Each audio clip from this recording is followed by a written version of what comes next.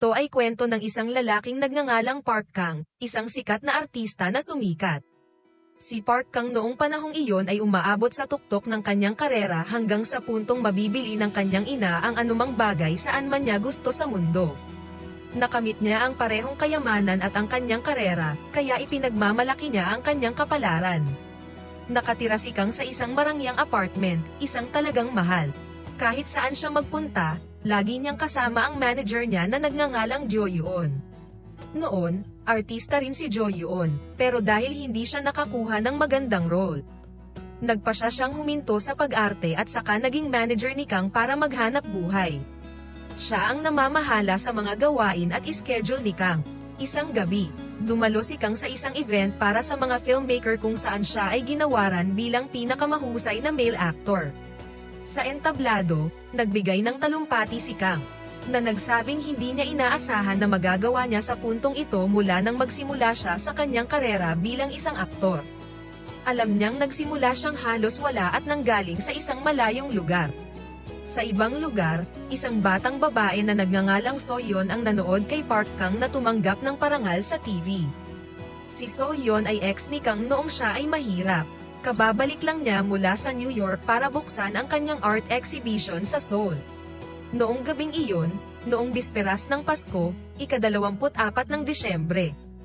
Uuwi na sana si Jo Yoon para magpalipas ng oras kasama ang kanyang pamilya, ngunit hiniling siya ni Kang na manatili at samahan siya sa isang bar. Ang parehong bar kung saan madalas siyang umiinom bago maging isang sikat na artista. Doon sila nagkwentuhan habang inaalala ang kanilang nakaraan.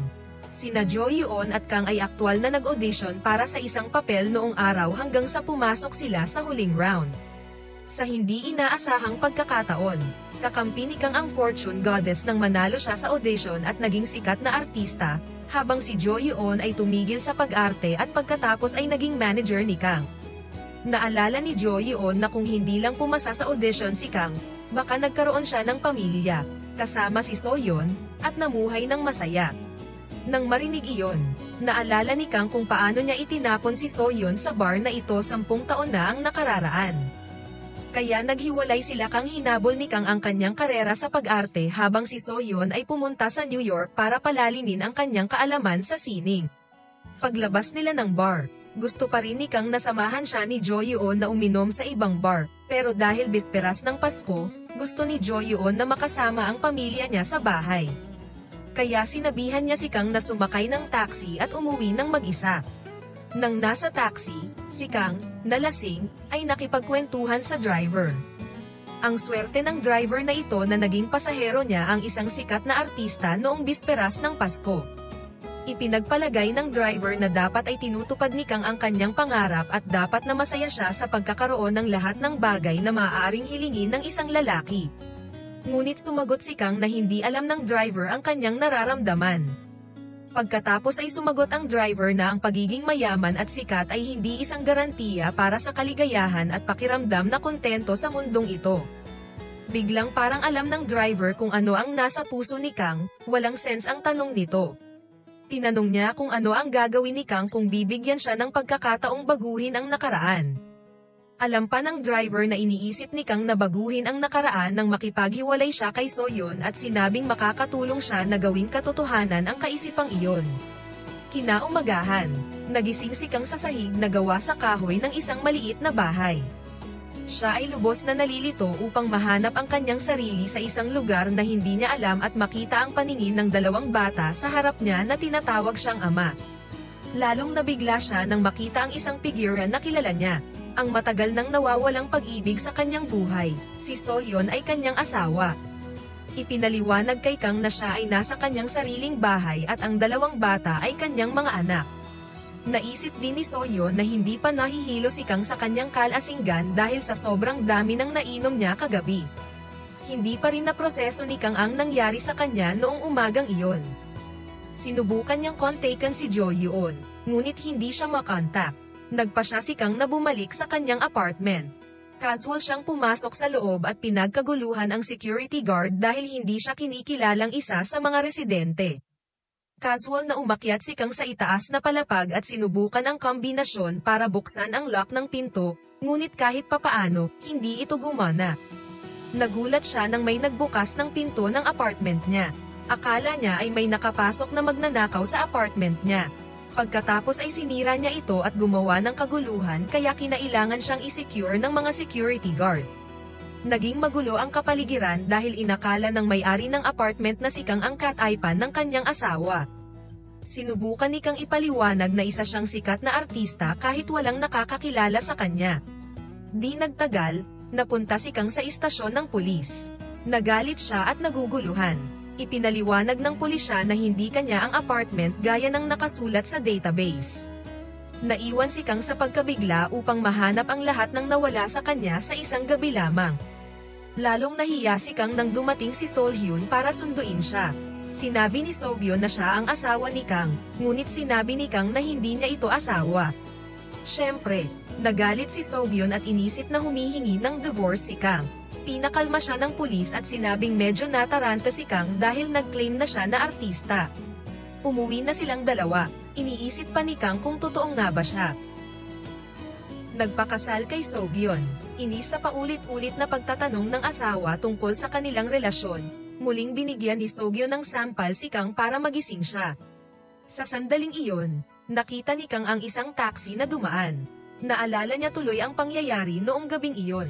Pagkatapos uminom kasama si Ju-yoon, sumakay siya ng taxi at kinausap ang driver, at pagkatapos nun, doon na siya napadpad. Pagdating niya sa bahay, pinagalitan na naman siya ni Sogyon dahil sa kalokohan niya. Pagkatapos ay nakilala ni Kang ang kanyang anak na babae, si Roy. Sinabi niya sa kanya na nawalan siya ng alaala. Hindi niya maalala ang buhay niya kasama sila. Noong panahong iyon, sinabi ni Sogyon na pupunta siya sa kanyang mga kaibigan pagkatapos ng kanyang klase sa sining, kaya sinabihan niya si Kang na alagaan ang mga bata. Siyempre, ayaw ni Kang at sinabihan si Sogyon na kumuha na lang ng babysitter. Nang marinig iyon, naisip ni Sogyon na lasing pa si Kang. Bukod dito, hindi pa nababayaran ang upa sa bahay. Kaya sinabihan ni Soyeon si Kang na huminto sa pag-inom at tulungan siyang magbayad ng mga bayarin. Gusto pa rin ni Kang makahanap ng mga sagot tungkol sa taxi driver kahapon. Kaya isinama ni Kang ang mga bata para mahanap ang sagot. Pumunta siya sa kumpanya ng taxi at nagtanong tungkol sa taxi na sinakiyan niya noong bisperas ng Pasko, ngunit ang nakakalungkot. Pagkatapos sabihin sa mga tauhan doon ang katangian ng taxi, sinabi sa kanya ng mga tauhan doon na walang taxi na kahawig ng katangiang iyon. Upang makakuha ng impormasyon tungkol sa kanyang bagong buhay, nagtanong si Kang ng ilang bagay sa kanyang kambal na anak.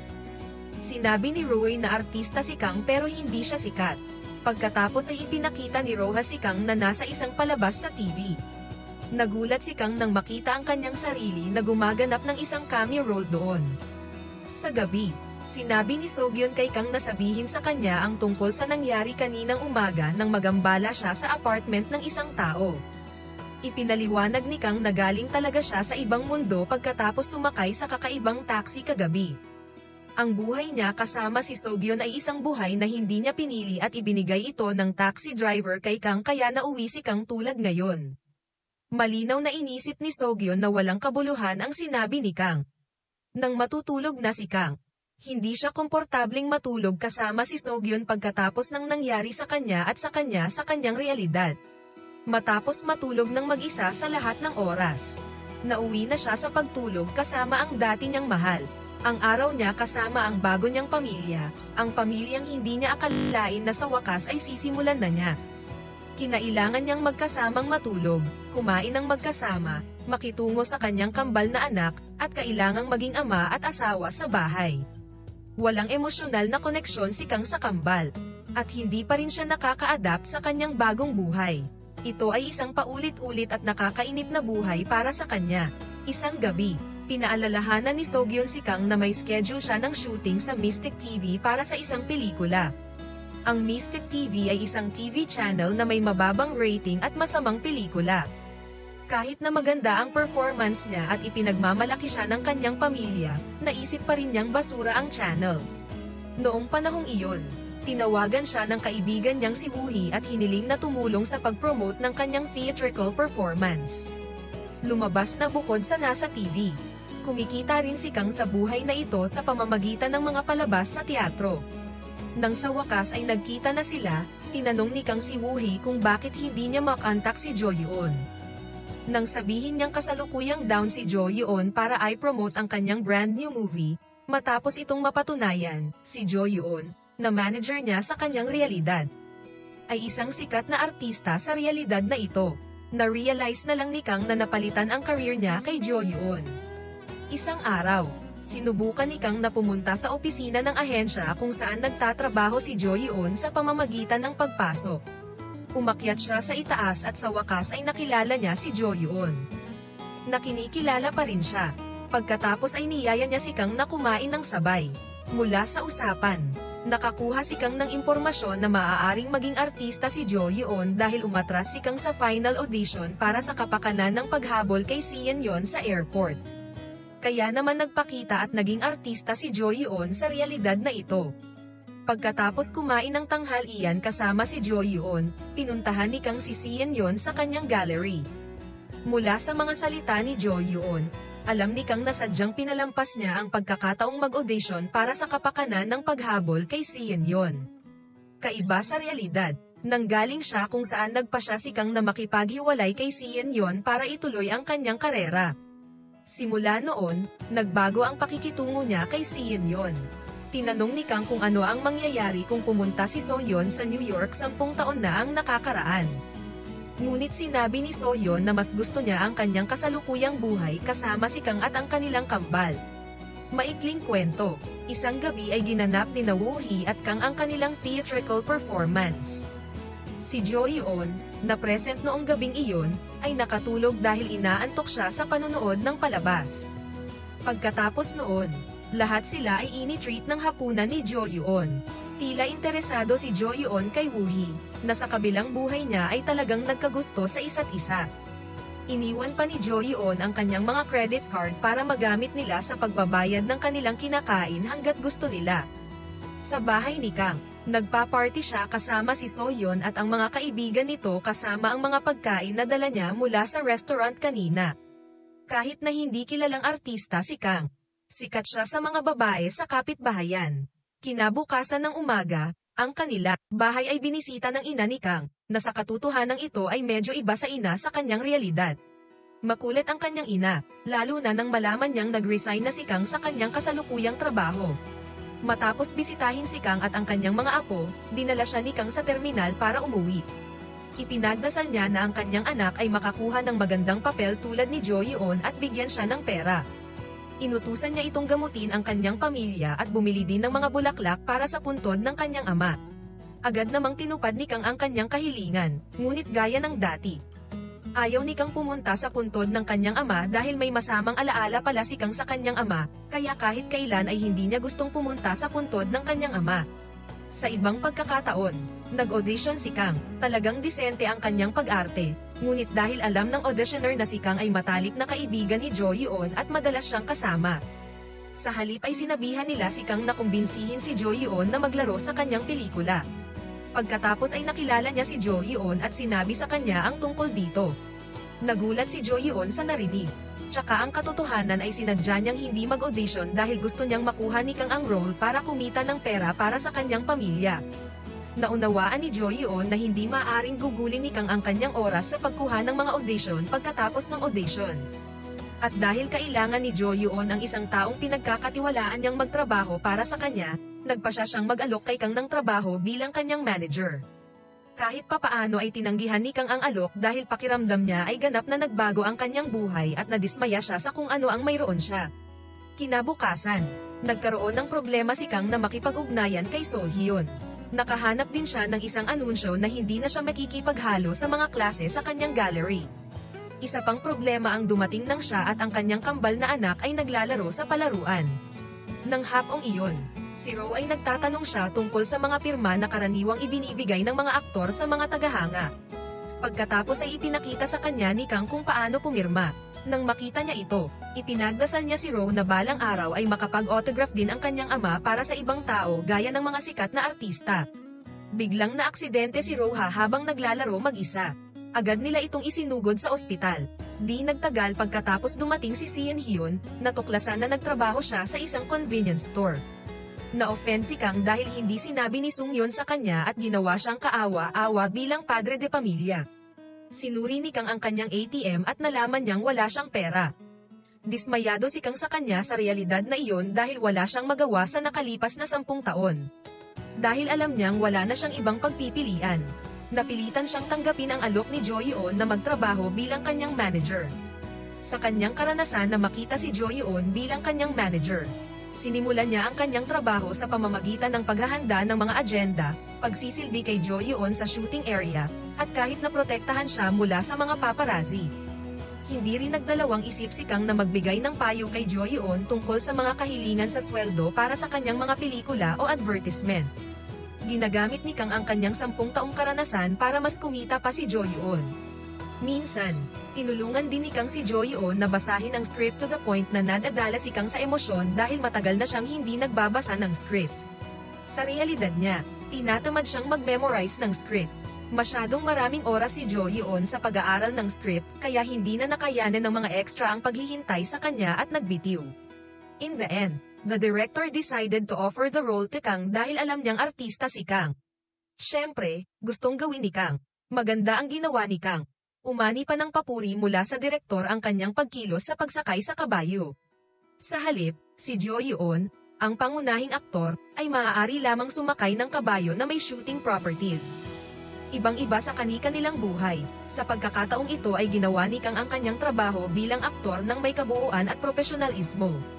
Maging ang kanyang pamilya sa bahay ay namangha sa kanyang pagganap. Nagsisimula na ring i-enjoy ni Kang ang kanyang buhay bilang padre de pamilya. Mas mahal niya ang pamilya niya kaysa dati. Mas maganda ang buhay niya kaysa dati.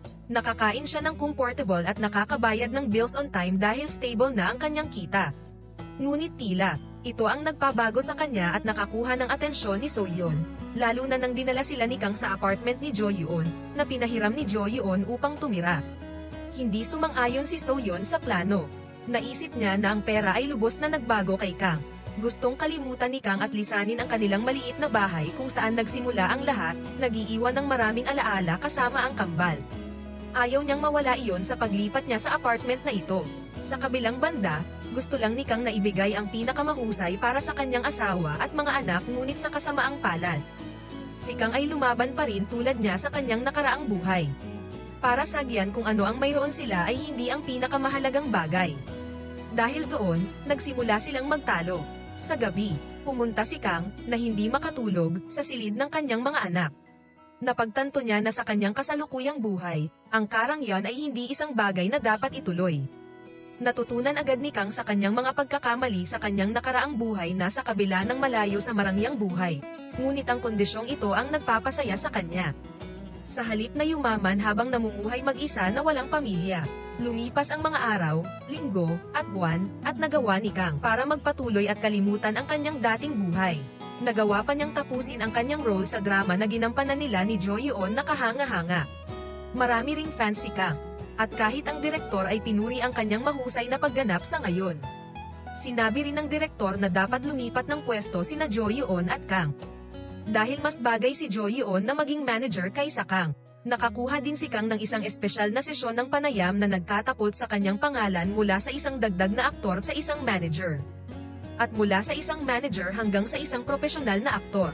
Ang kanyang tagumpay ay naging masaya din sa kanyang pamilya, ngunit kahit na ganoon, nagtrabaho pa rin si Kang bilang isang manager para kay Jo Yeon. Nang makatanggap si Jo Yeon ng Best Actor Award, nakakagulat na nagpasalamat siya kay Kang sa kanyang suporta dahil kung wala siya ay alam niyang hindi niya iyon makakamit kung hindi dahil sa kanya. Sinabi rin ni Jo Yeon na mas mahusay na artista si Kang kaysa sa kanyang sarili. Upang ipagdiwang ang parangal, pinainom ni Jo Yeon si Kang sa bar. Sinabi niya kay Kang na may bakante ng papel para sa susunod na drama, ngunit ang shooting ay ginawa sa ibang bansa sa loob ng 3 buwan. Tinanggihan ni Kang ang alok dahil ayaw niyang iwan ng ganoon katagal ang kanyang pamilya. Mas pinili ni Kang na maghanap ng ibang trabaho. Sa sandaling iyon, sa wakas ay sinabi ni Jo-yeon na nine-love siya kay Woo-hee, ang tomboyish na babae. Inanyayahan niyang makita si Kang na nakatira kasama ang kanyang pamilya. Kusang loob pa ngang ipinagpalit ni Jo-yeon ang kanyang buhay kay Kang. Nang matapos sila, sinundo namin si Jo-yeon habang si Kang ay piniling umalis sakay ng taxi. Bisperas ng Pasko ang gabing iyon. Tulad ng isang taon na ang nakalipas nang lumipat ang buhay ni Kang. Pagpasok niya sa taxi, pinaalalahanan siya ng driver na kaunting oras na lang at babalik na si Kang sa orihinal niyang buhay. Ang salitang iyon ay biglang nagpaalala sa kanyang nakaraang buhay, ngunit ayaw nang bumalik ni Kang at gustong manatili. Nakalulungkot, hindi niya magawa. Kailangan niyang bumalik sa kanyang realidad pagdating ng panahon. Nagalit si Kang dahil nag-aayos ng buhay ang driver nang biglang huminto ang sasakyan. Sa mismong sandaling iyon nang malaman ni Kang na ang driver ay ang kanyang may sakit na ama. Sinabi sa kanya ng kanyang ama na nagsisisi siyang hindi nakasama si Kang dahil masyado siyang nakatutok sa trabaho. Naging emosyonal ang sandaling iyon dahil sa katunayan. Hindi kailanman nakausap ni Kang ang kanyang ama hanggang sa araw na namatay ang kanyang ama. Umuwi si Kang pagkatapos. Agad niyang niyakap ng mahigpit ang kanyang mga anak. Kinagabihan ay pinatulog niya ang mga ito habang nakatitig sa kanilang mga inosenteng mukha dahil alam niyang kinaumagahan ay hindi na niya ito muling makikita. Pagkatapos nito, ipinakita ni Soyeon ang larawan ni Kang kasama ang kanyang ama noong siya ay bata pa. Ang kanilang relasyon ay hindi espesyal. Ngunit ang insidente sa taxi ay nagpabago sa pananaw ni Kang kung gaano kahalaga ang oras ng pamilya. Tinapos niya ang kanyang huling araw sa pamamagitan ng pagtulog sa kanyang asawa habang sinusubukang pakawalan ang matamis na sandaling iyon na ngayon niya lang napagtanto. Kinaumagahan, nagising si Kang sa kanyang marangyang apartment, nakaramdam ng lungkot matapos ang lahat ng magandang buhay na mayroon siya ay inalis sa kanya. Kasabay nito ang pagsulpot ni Jo-yeon. Pagkatapos ay nagtanong si Kang tungkol kay Soyeon, na nagdaraos ng isang exhibition sa lungsod. Kinumpirma at nagbigay ng impormasyon si Jo-yeon na ngayon ang huling araw ng exhibition. Nagulat si Kang sa narinig. Akala niya noong una ay isang taon na ang lumipas, ngunit sa totoong buhay niya, isang araw lang ang lumipas. Bago siya umalis, sinabihan ni Kang si Jo-yeon na mag-apply para sa isa pang audition at babayaran niya ito. Nagpunta si Kang upang hanapin ang lugar ng exhibition. Pagdating niya, nagpanik siya dahil tapos na ang event at ang mga staff ay nag-iimpake ng mga paintings doon. Pero nagulat si Kang nang makita niya ang isang painting na nakilala niya. Isang painting na may larawan ng bahay na kanyang tinitirhan sa kanyang panaginip. Biglang sumulpot si Soyeon. Tinanong niya kung bakit siya naroon. Walang pag-aalinlangan. Tinanong ni Kang kung paano nabuo ni Soyeon ang pagpipinta na iyon. Dinala ni Kang si Soyeon sa isang lugar kung saan nakita ang parehong bahay sa painting ni Soyeon. Kalaunan ay napagtanto ni Kang na kahit na ito ay isang panaginip, ito ang pinakamasayang sandali sa kanyang buhay. Lumipas ang 2 taon at sa wakas ay pinakasalan ni Kang si Sungyeon. Nagkaroon din sila ng kambal na anak na pinangalanan nilang Roe at Roha, ngunit iba sa napanaginipan niya. Sa pagkakataong ito, sisimulan na niya ang buhay nila ni Sungyeon.